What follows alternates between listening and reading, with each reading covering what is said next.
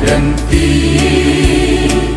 kum kisam laya mi ban shakri jing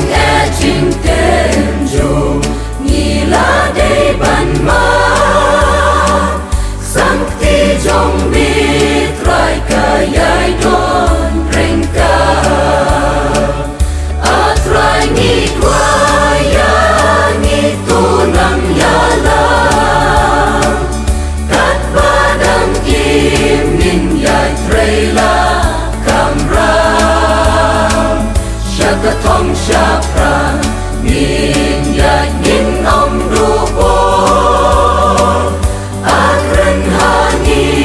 tu nang yai da ka bo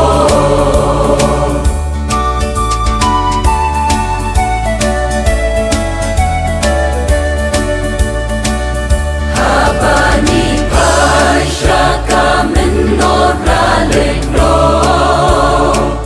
burom ni ai bat ki chi ya ro ki nong ya lamba crowd try me la se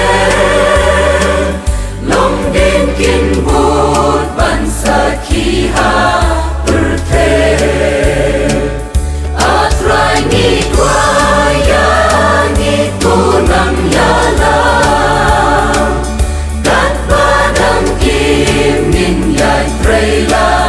kam ram shaka thong sha pra nin yai nin om du bo a kren ha ni tu nang yai da ka bo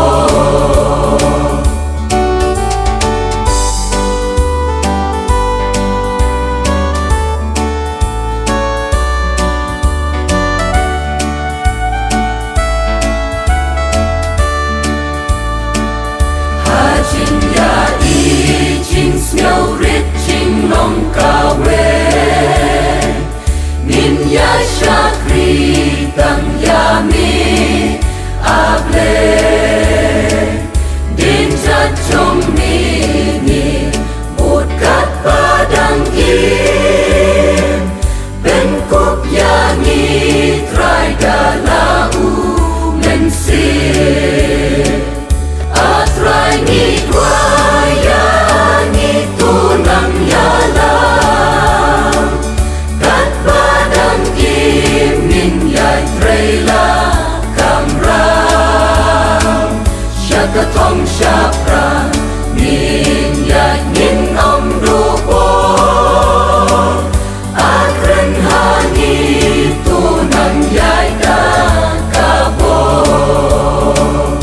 a try ni kwa ya ni tu nang ya la kat badang kim nin yai tray la kam ram